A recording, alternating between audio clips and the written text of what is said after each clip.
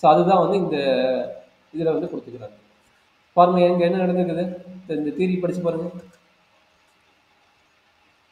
இந்த தியரி படிச்சு பாருங்க என்ன சொல்லிக்கிறாங்க. Employees in my office has not complete his daily work. Employee சரிங்களா. அப்போ இது வந்து ரெண்டு பார்ட்டாக டிவைன் ஆகுது. எம்ப்ளாயிஸ் இன் மை ஆஃபீஸ், அப்போ அவங்க தான் வந்து நம்ம என்ன எடுக்கிறாங்க, கீன்னு எடுக்கிறாங்க. ஹேஸ் நாட் கம்ப்ளீட் டெய்லி ஒர்க்குங்கிறது நெகேஷன் வேர்டு. இங்கே எடுக்கும்போது அவங்க வந்து ஹேஸ் கம்ப்ளீட்டட் ஒர்க்குங்கிறது வந்து நெகேஷன் வேர்டு இல்லாத நார்மல் வேர்டு எடுக்கிறாங்க. அது second statement. First statement, second statement. Every one in my office, இப்போ பார்த்தீங்கன்னா எவ்ரி ஒன் வந்துடுது. அப்போ எவ்ரி ஒன்னா ஃபார் ஆல் எக்ஸுங்கிற அர்த்தம் சரிங்களா. அப்போ அந்த ஃபார் ஆல் எக்ஸுங்கிறத வந்து விட்டுருக்குறாங்க. ஏன்னா நம்ம வந்து குவான்டிட்டி பேர் டிஃபைன் பண்ணும்போது எடுத்துக்கலாங்க. Every one in my office, my office already நம்ம டிஃபைன் பண்ணிட்டோம் கரெக்டுங்களா. அப்போ இந்த மை ஆஃபீஸுங்கிறது என்னவா இருக்க போகுது, my office completed his monthly file. ஓகேங்களா. மை ஆஃபீஸுங்கிறது வந்து பியா இருக்கும். Monthly file is completed monthly file அப்படிங்கிறத வந்து அனதர் ஸ்டேட்மெண்ட் எடுக்கிறாங்க. பி ஆஃபீஸ் எடுக்கிறாங்க கரெக்டுங்களா. இது வந்து பி ஆஃபீஸ். அப்போ இந்த எவ்ரி ஒன்னுங்கிற வேர்டுக்காக தான் வந்து நம்ம குவான்டிட்டி பேரை யூஸ் பண்ணுறோம். வெரி சிங்கிள் மை, ஐ அப்படிங்கிறது வந்து நம்ம நார்மலாக இன்ஃப்ளூயன்ஸ் தியரி யூஸ் பண்ணால் போதும். நார்மல் பேசிக் இன்ஃப்ளூயன்ஸ் தியரி யூஸ் பண்ணால் போதும். பட் இதை விட அட்வான்ஸ் வரும்போது என்ன பண்ண போகிறோம், குவான்டிட்டி பெயர் யூஸ் பண்ண போகிறோம்.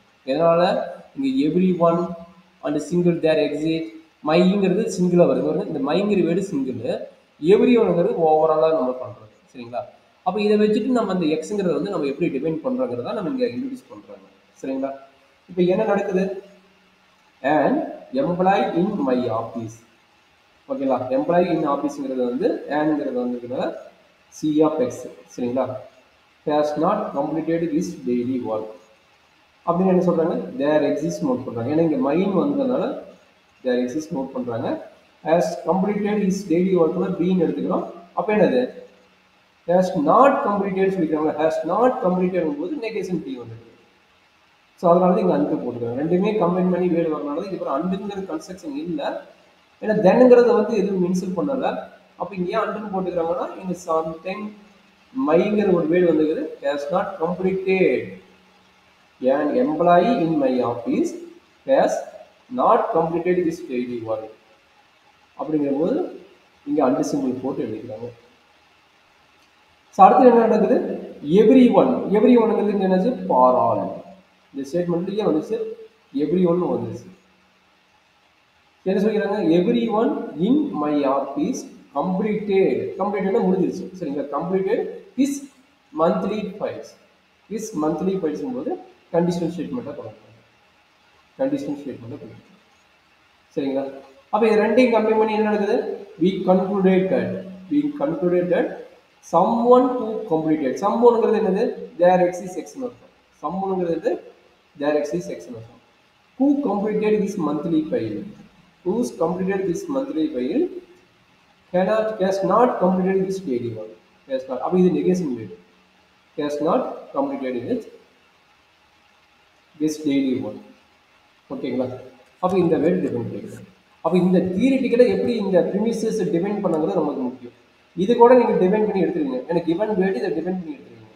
பட் இந்த and simple, conditional statement simple நம்ம வந்து திரும்ப 2-3 டைம் படிக்கும்போது நமக்கு தெரியும் ஏன் இந்த இடத்துல அண்டு யூஸ் பண்ணுறாங்க, இந்த இடத்துல ஏன் 5 கண்டிஷனல் ஸ்டேட்மெண்ட் யூஸ் பண்ணுறாங்க. நம்ம கிராமட்டிக்கலாக படிக்கும்போது தான் தெரியும் சரிங்களா. அண்டர்ஸ்டாண்ட் பண்ண முடியுதாம்மா ப்ரிமிசஸ் எப்படி இருந்ததுன்னு? கொஞ்சம் ஒர்க் அவுட் பண்ணி பாருங்க, அதுவும் தெரியாது ஏன் அண்டு வருது, ஏன் வந்து கண்டிஷனல் ஸ்டேட்மெண்ட் வருது. அப்போ ஏன் ஃபார் ஆல் வருது, ஃபார் ஆல்னா எவ்ரி ஒன் வேர்டும் இல்லை சம் ஒன் வேர்டு வரும்போது ஃபார் ஆல் தேர் எக்ஸிஸ்ட்ங்கிற வேர்டு வரும்.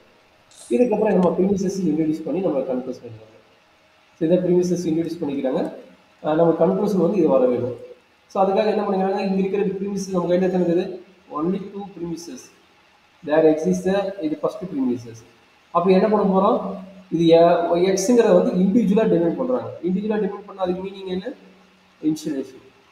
அப்போ ஓவரால் டிஃபைன் பண்ணி இது பேர் என்னது, அதை வந்து நம்ம ஜென்ரலைசேஷன் இருக்கும். அப்போ அந்த ஜென்ரலைசேஷன் வந்து இண்டிவிஜுவலாக டிஃபைன் பண்ணுவாங்க. அப்போ ஜென்ரலைசேஷன் வந்து நம்ம இண்டிவிஜுவலாக டிஃபைன் பண்ணும்போது இன்சுலேஷன் பண்ணுறீங்க. அப்போ அந்த ஏங்கிறத டேம் வந்து இந்த எக்ஸை எலிமினேட் ஆக வந்துடும்.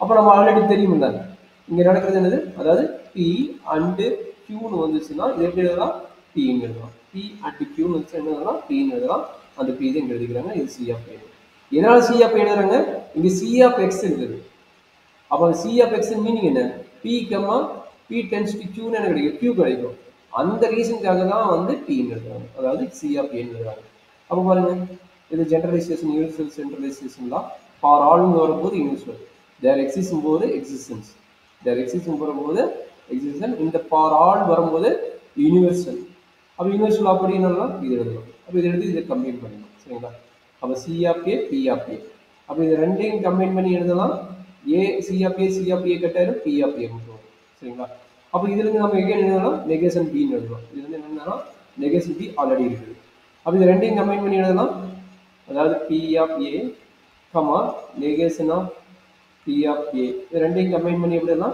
B of A and negation of B of ஏன்னு எழுதணும் and negation of B of ஏன்னு எழுதணும் ஸோ அதை இங்கே டிஃபைன் பண்ணிக்கலாம் அதுதான் இங்கே டிஃபைன் பண்ணிக்கலாம் சரிங்களா அதுக்கப்புறம் கன்க்ளூஷன் வேணுன்றது என்ன போது மெர்ஜ் பண்ணி எழுதிடுறாங்க சரிங்களா அப்போ எக்ஸ்டென்ஷன் ஜெனரலைசேஷன் லா இருக்குது இது ரெண்டையும் கம்பைன் பண்ணனா நம்மளோட எக்ஸ்டென்ஷன் ஜெனரலைசேஷன் லா என்ன சொல்லுது தேர் எக்ஸிஸ் எக்ஸ் ரெண்டையும் மெர்ஜ் பண்ணும்போது பி ஆஃப் ஏங்கிறது B of X and B of negation B of X சரிங்களா நெகேஷன் பி ஆஃப் எக்ஸ் அப்போ நம்மளோட வேலிடிட்டி ஸ்டேட்மெண்ட் தான் is conclusion is validity statement therefore it is possible for the implicit